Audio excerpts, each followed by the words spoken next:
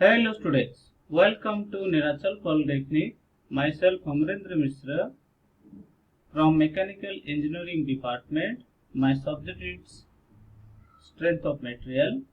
Here in this video, I am going to explain the chapter number 4 of the subject. The name of chapter is Shear Force and Bending Moment. Here are the contents related to chapter number 4.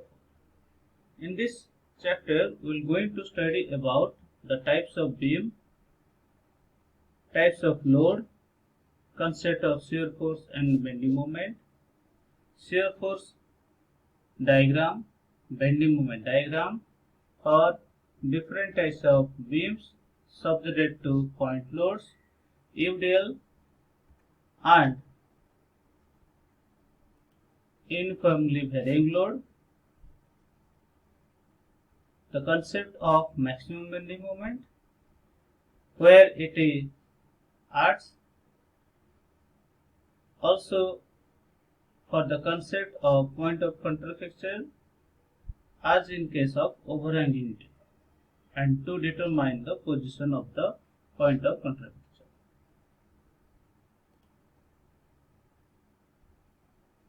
Let's come introduction part of the chapter 4.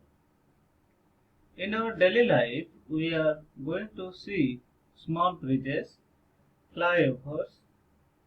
Also in our household, we are using horizontal structures, concrete structures, which are used to take some loads, where the loads are applied in a right angle to that of the axis of the concrete structures. Before we are going to see that, we know that in previous articles we have considered that while loads are applied upon the body, during that time there is a failure of the body takes place. Now in shear force and bending moment chapter, we'll go for study about the horizontal structures which are known as the beams. Now the beams are in a held position that horizontally, and they are taking the vertical loads. So while the load is applied upon the beams, during that time there may be bending of the beam takes place. How much amount of bending in beam takes place, that will be depend upon the amount and type of load and elasticity of the beam and type of the beam. We have to go for scientific way for study of deflection or bending or any other effect to analyze and draw the shear force and bending moment diagram of the beam. We'll go for the study that how the beams are subject to different types of load and how the deflection takes place in a beam. Let's go for the next slide. So, what is the definition of the beam? The beam is a structural element that primarily resists the load applied laterally to the beam's axis. Its mode of deflection is primarily by bending. The loads applied upon the beam result in reaction forces are the beam's support points. The total effect of all forces acting upon the beam is to produce shear forces and bending moments within the beam. That in turn induces internal stresses, strains, and deflection of the beam. In simple definition, beam is a concrete structure which held horizontally and that will take the loads which are acting at an angle of 90 degree with its horizontal axis. Due to the load, the deflection of the beam or bending of the beam may be takes place.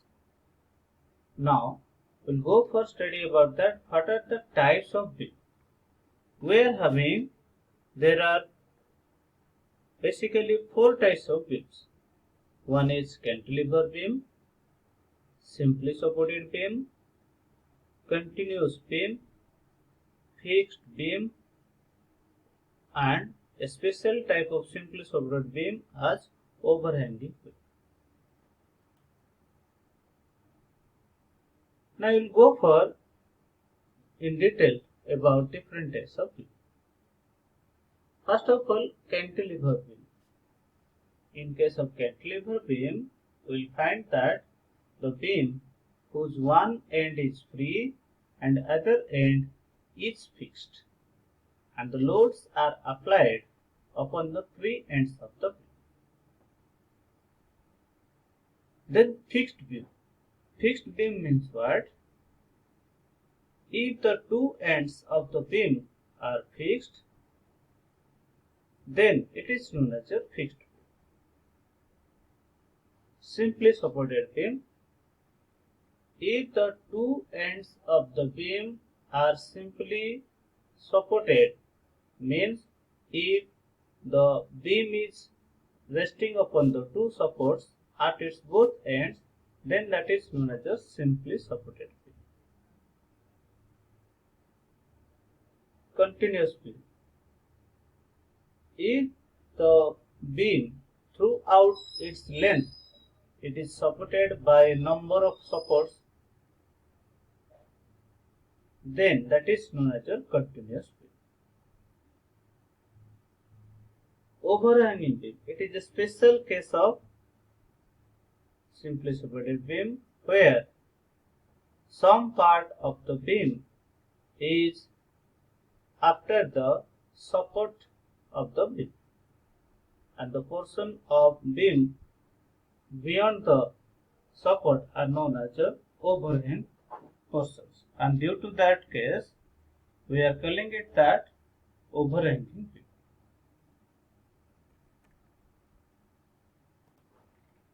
Now you have to show the diagrammatic representation of all the beam.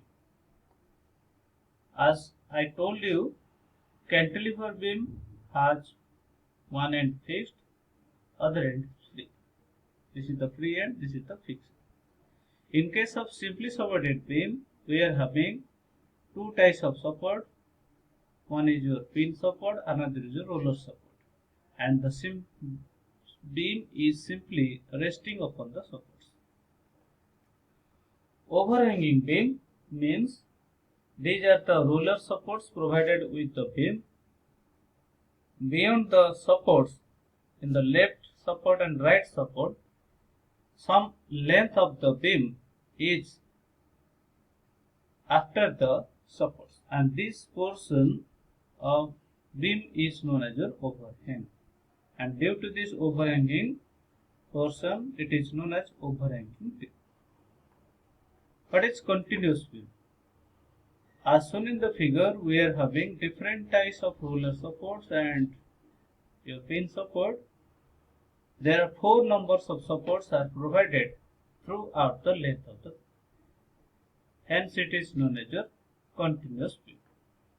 Fixed beam means this is the beam whose two ends, left and right ends, are attached with the two vertical walls. Hence it is known as a fixed end. Next we will go for finding out some example of different types of beam. As shown in the figure, in the first figure we have this staja is known as your cantilever beam. Also, in case of railways, we have seen that this portion is attached with a vertical frame.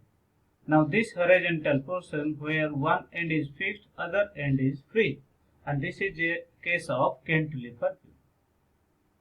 As shown in the figure, we are having a canal, and there is a concrete structure is used at the two ends of the cradle, and the person is moving from one position to the another position by means of this concrete structure, and this is known as a simple supported beam. In this figure we have seen that there are number of supports. This bridge is supported by a number of supports, and it is the case of example for continuous beam. We have seen that in this figure the two ends of the bridge is supported by the vertical structures, and this is known as a simply supported beam. Overhanging beam means what? See, these are the supports, and certain amount of length of the beam, or that is the roof having some length, is beyond the supports, and it is known as an example of the overhanging beam. Now you go for study about that, how the beams are subject to loadings. In earlier classes, we know that load means external force applied upon the body, or the external forces applied upon the beam is known as a load. Basically, there are three types of load. One is point load, or simply it is known as concentrated load. Uniformly distributed load, shortly it is UDL. Uniform varying load, it is certainly known as UVL. First of all, point load. As shown in the figure, we are having a beam. This is the beam. The beam is supported by at its two ends. Now, point load means what? If the point of application of the force is at a certain point upon the beam, then that is known as your point load, or that is acting at a point upon the beam. As shown in the figure, where arrow mark is known as your point load. The unit of point load is Newton, and during bending moment calculation we have to see that what is the moment produced by the point load is that the length between support to that of the point of application of load L into P, that is known as the bending moment of the load. Now, uniformly distributed load. As shown in the figure, we are having a uniformly, there is a gate which is supported upon the beam. The beam is simply supported at the two ends. Now this is the load whose magnitude is uniformly varies or uniformly distributed throughout the total length of the beam. If L is the length of the beam, now the load is having equal magnitude from the left end to that of the right end of the beam. During this case, we have to find out that what is the point of application of the UDL. Always the UDL is expressed in terms of Newton per meter rod, means how much amount of portion of the beam is subject to the load. During this case, we are going to find out that the point of application of the UDL is obtained as CG of the portion of the beam where it is acting. If L is the length of the beam where load is acting as UDL, during that time magnitude will be equal to W into L, and point of application will be the L by 2 of the section. So in case of UDL we are having length by 2, but in case of point load we have to consider the same load. As shown in the figure, the RMR suggested that